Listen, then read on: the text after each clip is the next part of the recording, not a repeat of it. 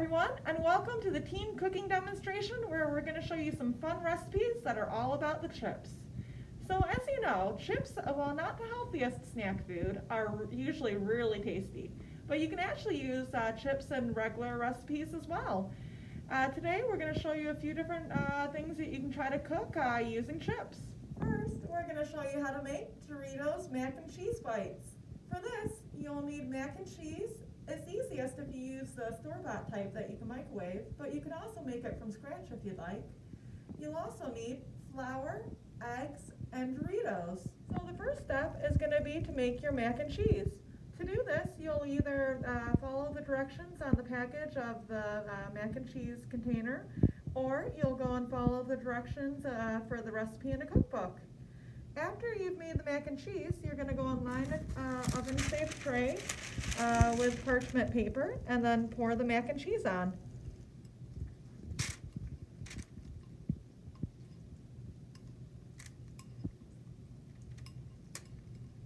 You're going to go and get it into a nice flat layer.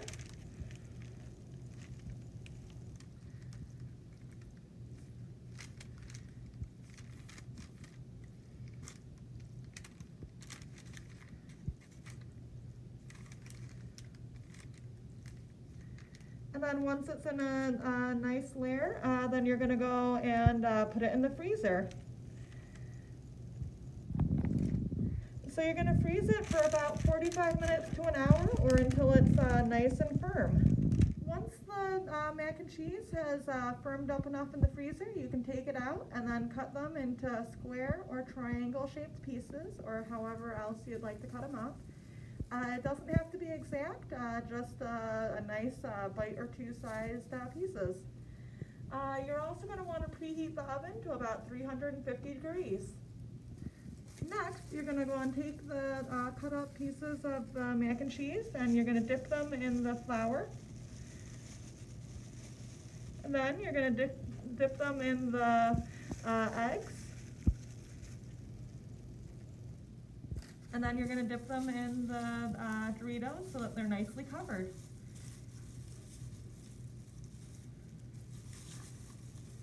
And then you'll put them on the tray.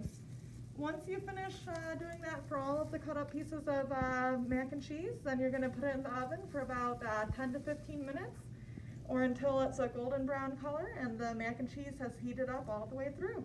Once they're done, they'll look something like this.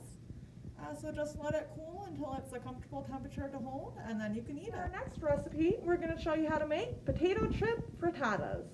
For this, you'll need 8 large eggs, a half a cup of chopped up onions, 2 tablespoons of olive oil, a fourth a cup of sour cream, 1.5 cups of sour cream and onion chips, 2 tablespoons of chopped chives. Although if you don't like chives, you don't have to add them. And then salt and pepper. You're going to preheat the oven to 375 degrees. While that's heating up, you're going to go and turn on the stovetop to medium temperature and add the olive oil.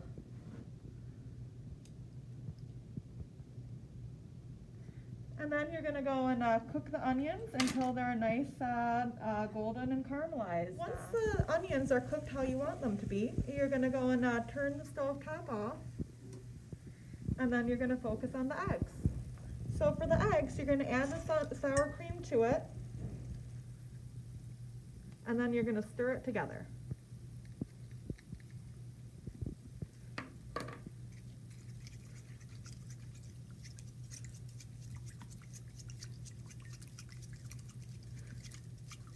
Once it's mostly smooth, then you're going to go and add the sour cream and onion chips. And you're going to add the 2 tablespoons of chives if you want them.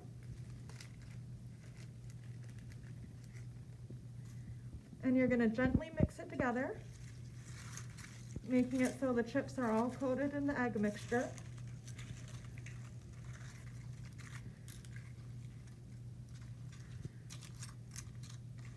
And then after it's mixed together, you're going to let it sit and let the chips kind of soak up the egg mixture for about 10 minutes. So after after the chips have soaked in the egg mixture for about 10 minutes, then you're going to add the onions.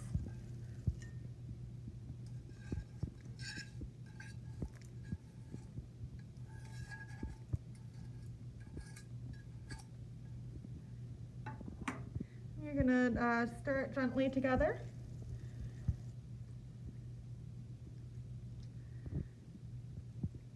And then you're going to pour it in a round baking tray.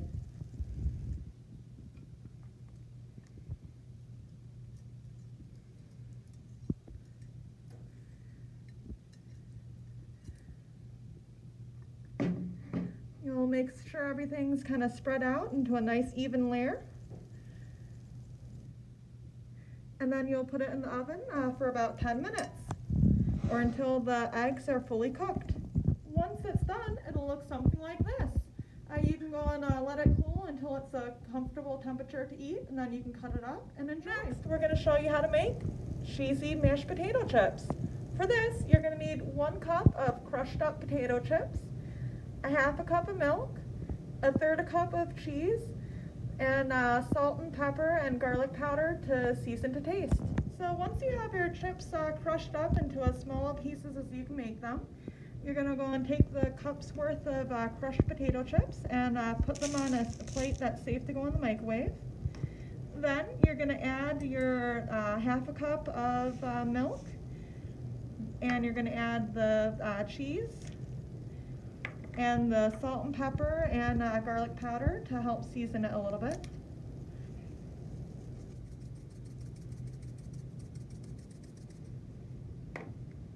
Although since it is already salted for the potato chips, you probably don't need to add much, if any, salt.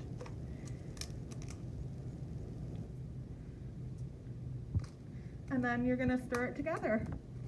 After you've finished mixing it up so that the potato chips have all gotten covered in the milk and have started soaking it up, then you're going to go and put it in the microwave for 1 minute, and then you're going to stir it, and then you're going to put it in the microwave for a second minute. After you finish microwaving and stirring the cheesy mashed potato chips together, it'll look something like this. For our last recipe, I'm going to show you how to make walking tacos. So for this, you're going to need 1 pound of ground beef, 1 packet of taco seasoning, a few bags of the individual sized Fritos chips, although you could also use Doritos if you wanted as well. And then you're also going to want anything that you like to put on tacos, such as lettuce, tomatoes, sour cream, and cheese. So first, you're going to go and turn the stove top on to a medium to high temperature, and then add the ground beef. You can separate the ground beef a little bit with the spatula, and then cook it until it's fully cooked. After the meat has finished cooking, then you're going to follow the instructions that are on the back of the taco seasoning package.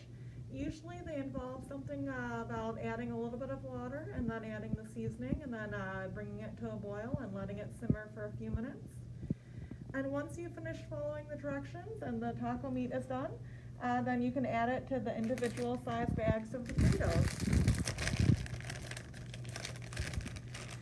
So you're going to add a little bit of the taco meat. And then you're going to add what other toppings you usually like on your tacos.